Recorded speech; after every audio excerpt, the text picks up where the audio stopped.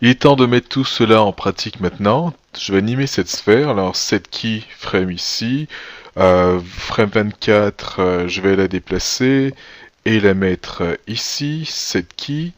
Alors, mes tangentes, par défaut, elles sont en linéaire. Donc, ça va nous donner quelque chose comme ça. Donc le trait ici. Et là, ce que je vais faire, je vais choisir auto. Alors si jamais mes tangentes étaient en auto, voilà ce que j'aurais eu. Et là, bah, ce qu'on peut voir, ça se traduit par, elle va avancer doucement, accélérer, et à ce niveau-là, elle va ralentir. Alors on va essayer ça, on va voir ce que ça nous donne. Alors ici, ça va être right view, côté droit. Et là, play. Et voilà ce que ça donne. Alors je vais laisser un petit peu de temps pour qu'on puisse avoir le temps de voir. Alors je vais pouvoir augmenter cet effet. Alors pour augmenter cet effet, ben, je vais faire exactement la même chose. Alors ici, CTRL D pour pouvoir avoir une copie de cette balle que je vais placer ici. Et ma première clé d'animation. Ensuite la seconde, je vais la mettre au frame 24. Et au frame 24, la balle va être à peu près au même endroit, ici. Set key. Translation Z. Alors je vais encore les mettre soit toutes les deux à flat ou encore utiliser mon auto tangent qui fait la même chose dans ce cas-là. Et là je vais utiliser mes weight curve, ensuite weighted tangent pour pouvoir changer le poids de mes tangentes. Donc là c'est fait, on va reprendre la courbe, translation Z. Et maintenant, mes deux tangentes, je vais changer Free Tangent Weight de façon à pouvoir les tirer. Alors, je vais essayer de les tirer les deux en même temps. Alors, si je prends ça, ces deux-là, je m'assure d'utiliser le Move Tool. Et là, je glisse. Alors là, ça va être un peu dur avec ma souris qui fait un peu défaut. Et voilà ce que ça nous donne. Alors là, on va voir une balle qui va avancer tout doucement et tout à coup, elle va se mettre à accélérer très très vite et ralentir. Alors, on va voir ce que ça va nous donner en termes de résultats. D'ailleurs, avec un Play Blast, ça devrait pas prendre beaucoup de temps. Waouh, c'est... Enfin, on voit une grosse différence. Donc, elle avance doucement et s'arrête. Alors voilà ce que ça donne.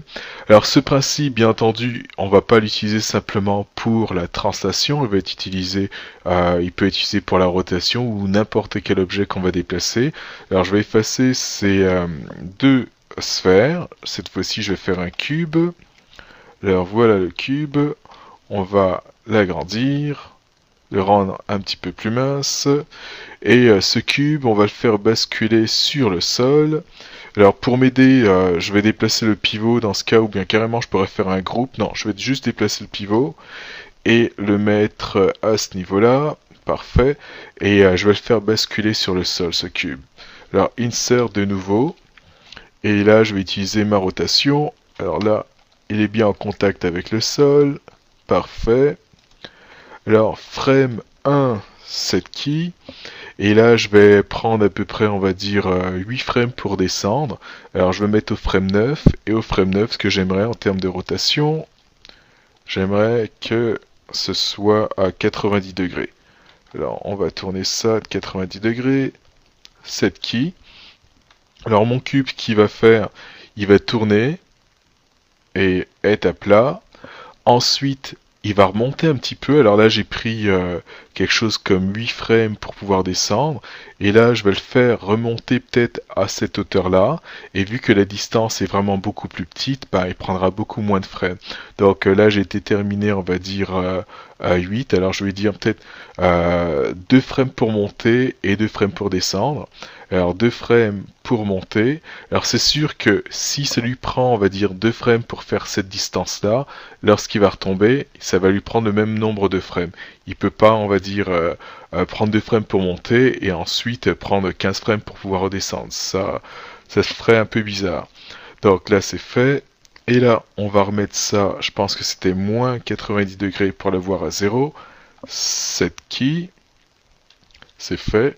Alors jusqu'à présent, si je regarde juste mes clés, alors ce serait la clé de départ. J'arrive, je remonte, je redescends, et là il va faire encore un dernier petit rebond, mais cette fois-ci tout petit, alors donc juste pour dire que ça s'arrête pas d'un seul coup, donc ça, à peu près ça, cette... Oh, alors j'ai pas appuyé sur le bon bouton, alors on va recommencer. Alors frame 14, je monte, 7 keys, et frame 15, de nouveau, moins 90 pour le mettre à 0. 7 keys. Voilà ce que ça nous donne l'animation, c'est-à-dire avec les clés que j'ai, c'est-à-dire par défaut. On commence à avoir un petit quelque chose, mais c'est pas du tout ce que je veux. Je suis en linéaire. D'ailleurs, je vais vous montrer ce que ça aurait donné si jamais j'étais en mode auto. On va voir ce que ça va nous donner. Alors, je vais prendre la rotation en X. Ça, c'est ce que j'ai animé sur ce cube. Et en auto, voilà ce qu'il nous aurait donné. Et là, on va regarder ce que ça donne. En gros, c'est pas quelque chose qui est meilleur. Alors, on va améliorer tout ça. Alors, pour améliorer tout ça, on va aller encore dans le Graph Editor.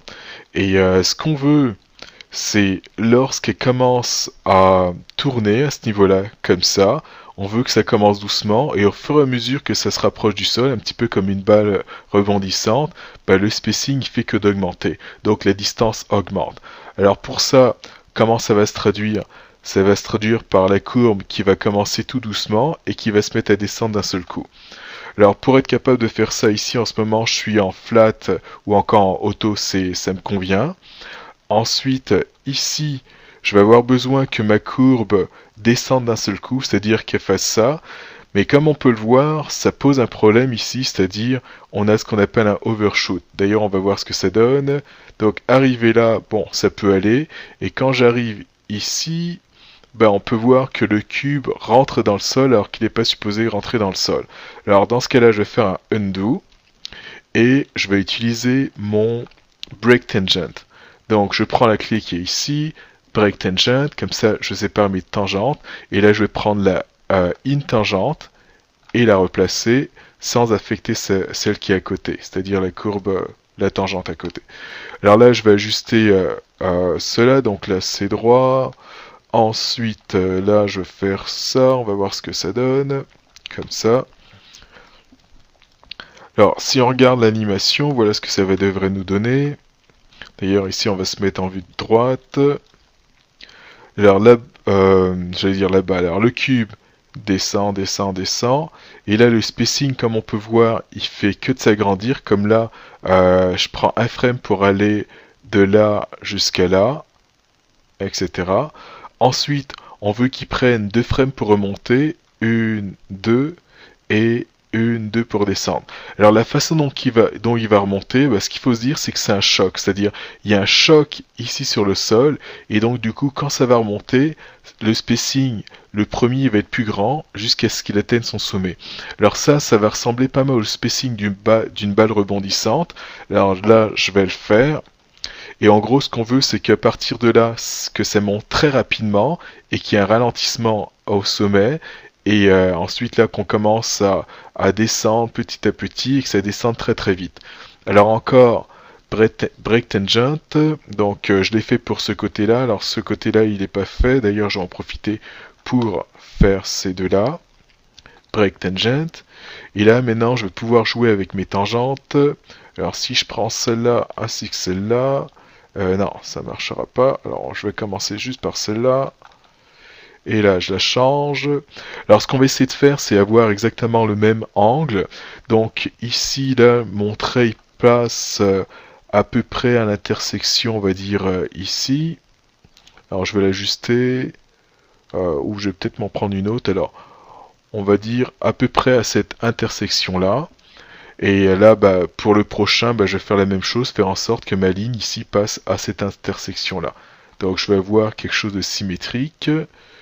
Donc ça a l'air d'être pas mal symétrique. Donc ça va être le premier bond. Alors c'est exactement le spacing d'une balle rebondissante. Et là, même si on va dire il y a juste un frame pour aller du frame 14, du 13 à 14. Je vais quand même prendre le temps, c'est-à-dire d'ajuster mes tangentes, et ça va être utile si jamais vous avez à utiliser une scène avec du motion blur. Bah, le motion blur, il est possible qu'il regarde les frames, c'est-à-dire les demi-frames, comme là à l'image 13.5, et qu'il enregistre cette position-là. Donc c'est pour cela que je vais ajuster du mieux que je peux de façon à voir encore un rebond. Maintenant, on va regarder le résultat de cela, ce que ça nous donne. Alors, c'est parti, play. Alors, on va faire un play blast de cela, voir ce que ça nous donne en play blast. Alors, ça, c'est quelque chose qu'on peut encore améliorer. Alors, si jamais on veut que l'impact soit plus fort, bah, il suffirait, exemple le premier, bah, il suffirait encore de jouer avec les tangentes. Donc, rotation X, parfait. Et là, je vais regarder, alors F, cette première partie. Alors là, je vais exagérer pas mal. Je vais prendre ces deux clés. Curve, weighted tangente, là c'est fait, ensuite free tangent weight, et là ce que je vais pouvoir faire c'est tirer ça. Alors ce que ça va faire c'est que ma translation, excusez-moi, pardon, ma rotation au départ va commencer on va dire assez lentement pour ensuite accélérer. Donc on va obtenir, si je fais quelque chose comme ça, ça... Alors on devrait avoir un effet un peu plus fort, même je vous dirais trop fort, mais bon, on va essayer. Alors là, 2 frames, bon, je vais laisser comme ça, tel quel pour l'instant. Et là, bouton côté droit, et on va voir ce que ça donne. Alors c'est encore plus fort. Alors, on va ajouter, on va dire, un petit peu de détail à cette animation. Donc, en gros, ce que ça fait, c'est que ça se met à descendre assez rapidement. Comme là, on peut voir que je passe de cette hauteur-là à celle-là en un frame. Donc, ce qui est beaucoup. C'est ce qu'on veut. Ça reste beaucoup. Et on va imaginer que avec la force à laquelle, on va dire, ce cube arrive au sol, ben, on va imaginer qu'il va aussi se mettre à avancer. D'accord? Donc là, on va le remettre ici. Alors pour l'avancement, ce que je vais faire, c'est que je vais mettre au frame 1 la translation. On va utiliser la translation. Alors ça va être laquelle? Juste pour être sûr, c'est la translation en Z. Ok, parfait. Alors dans mon cas, pour moi, ça va être la translation en Z. Comme on peut le voir, la flèche est bleue. Alors, au frame 8, ce que je veux, c'est que ma translation soit la même. Donc, je vais faire une clé d'animation juste sur la translation Z. Alors, pour ça, je pourrais faire Translate, bouton droit et choisir Key Selected. Ou encore, le raccourci clavier pour avoir accès aux translations, c'est le W. Et en faisant Shift W, ce qu'il fait, c'est qu'il fait une clé sur simplement les 3, c'est-à-dire de translation.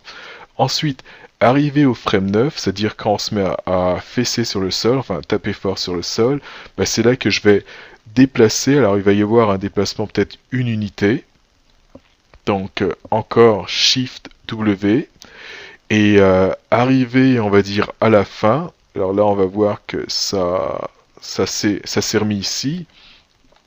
Alors si je veux conserver, on va dire, le déplacement que j'ai, c'est-à-dire de là jusqu'à là, ce que je pourrais faire, c'est utiliser le bouton du milieu de la souris pour pouvoir me déplacer jusqu'au frame 15. Et là, on peut voir qu'il n'y a pas de déplacement. Mais bon, c'est pas grave, je vais le faire manuellement. Alors là, je vais aller du frame 9 jusqu'au frame 15. Et comme on peut voir... Alors, attendez. Frame 9, je suis là. Frame 15, je suis là. Alors ce que j'aimerais, c'est qu'il continue à avancer, mais cette fois-ci un petit peu moins. Donc, au frame 9, je suis à cette ligne-là. Et au frame 15, on a continué d'avancer, peut-être jusqu'à là. Et là, je vais faire Shift W. Ensuite, on va aller dans le Graph Editor, regarder ce que ça donne. Donc ici, je suis pas mal en place, sur cette ligne-là. frame 8, et arrivé au frame 9, boum, j'avance d'une seule unité. Et si jamais je vais directement au frame 15, qui est celui que j'ai fait, j'avance encore un petit peu. Par contre, c'est là, il va falloir que j'ajuste parce que j'avance, je recule, je recule, je recule, j'avance, enfin ça va plus du tout. Alors les seuls que je vais conserver, ça va être surtout, on va dire 8, 9 et 15. 1, 8, 9 et 15. Alors on va aller dans le Graph Editor, Translation Z, je vais faire un undo, F. Alors voilà à quoi ça ressemble. Alors je le rappelle, mes courbes elles sont linéaires. Si jamais elles n'étaient pas en linéaire, exemple si exemple par défaut j'avais quelque chose ici qui était en spline, le problème que ça pourrait faire, ça pourrait me faire undo. Alors est-ce que ça va le faire ici? Ça pourrait faire quelque chose comme ça. Voilà. On pourra avoir quelque chose comme ça qui est un overshoot. Et là, ben, en allant de 1 jusqu'au frame 8, ben, mon cube, on va le voir, il va... ok, on le voit pas beaucoup, mais bon, juste pour vous dire qu'il va avancer et reculer. Alors, on va remettre ça comme il faut. Donc, je vais le mettre en auto-tangent. Ensuite, ici, on peut voir que ça descend. Et là, ça, je vais m'en débarrasser. Donc, delete. Et là, ce que ça fait, on a une valeur constante, donc pas de translation en Z, pas de déplacement vers la droite. À partir de là, on a le premier gros déplacement vers la droite quand le cube, on va dire, touche le sol, ici. Donc, premier gros déplacement vers la droite. Et après, ceux d'après, le cube, il avance tout doucement. D'accord? Alors on va améliorer tout ça. On peut voir rapidement la forme de ma courbe va être comme ça. Alors ce que je pourrais faire, c'est tout simplement effacer cette clé-là et la refaire, c'est-à-dire avec mes tangentes. Alors pour ça, je vais premièrement faire un break tangent de façon à pouvoir plier celle-là. Et ici, je vais faire un flat tangent pour avoir ça à plat. Alors là, on peut voir que j'ai un overshoot, alors je peux vous le montrer. Donc, si je regarde ça, ben, on peut voir que ma ligne, elle descend et elle remonte. Alors ça, c'est quelque chose que je veux absolument éviter. Alors, on va corriger ça assez facilement. Alors, toutes les deux, elles sont en flat. Donc, ça, c'est ce qu'on veut. Et non, celle-là plutôt qui est en flat, ça c'est ce que je veux. Et là je vais utiliser mon weight tangent encore. Alors curve, weight et tangent. C'est fait, d'ailleurs je devrais le faire aux deux. Alors bah apparemment c'est déjà fait pour ce côté-là. Et ensuite on va utiliser le free tangent weight. Là c'est fait. Et là je vais pouvoir ajuster celle-là. Donc déplacer ça ici comme ça. Et ça, peut-être le remonter. Alors je veux éviter que ça déborde, c'est-à-dire que je veux pas que ma valeur soit plus grande que le point que j'ai ici. Alors je vais pouvoir faire peut-être un zoom à ce niveau-là. Et là on peut voir que en aucun cas ça dépasse, parfait. Et là on va voir ce que ça donne dans l'animation. Alors voilà ce que ça donne. Et voilà. Alors c'est peut-être un peu beaucoup, bah, on va pouvoir l'ajuster. Alors si je fais un play blast, ça nous donne ça. Alors si je trouve que ça se déplace vraiment trop, bah, ça va être très facile à ajuster. Je retourne dans les translations. Donc de là, ce sera la position de départ. Et quand je descends, ça va être la position d'arrivée. Alors tout ce que j'ai à faire, je pourrais prendre cette clé-là, qui va correspondre à mon maximum. D'ailleurs, je vais me remettre encore dans cette vue-là. Alors quand on regarde ici, on part de cette ligne-là, en étant au frame 8, et ensuite on avance jusqu'ici.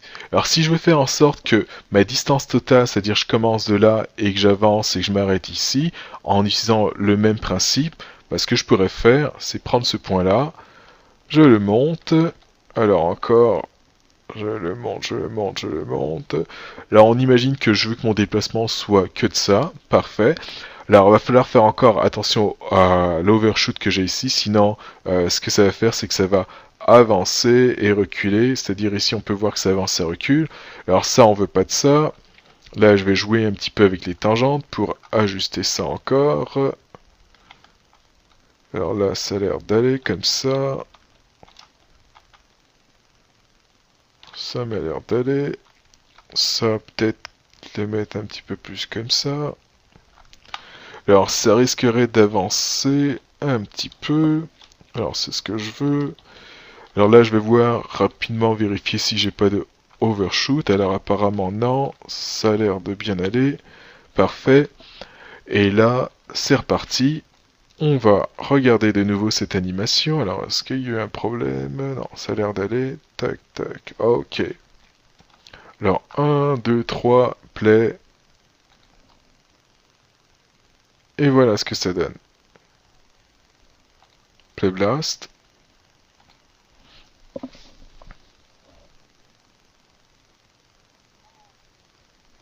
Voilà. Alors j'espère que ça vous aidera dans vos animations et que ça vous aidera à comprendre un petit peu le principe du spacing. D'ailleurs, je vais utiliser mon Ghost, Clear All, Add, Frame 1, Ghost, Frame 3, Ghost, 5, Ghost, 7, Ghost et 9, Ghost. Alors, je pourrais y aller tous les frames, donc on peut voir le déplacement, c'est-à-dire de mon cube. D'ailleurs, si j'augmente ça, et voilà ce que ça me donnerait en termes de spacing.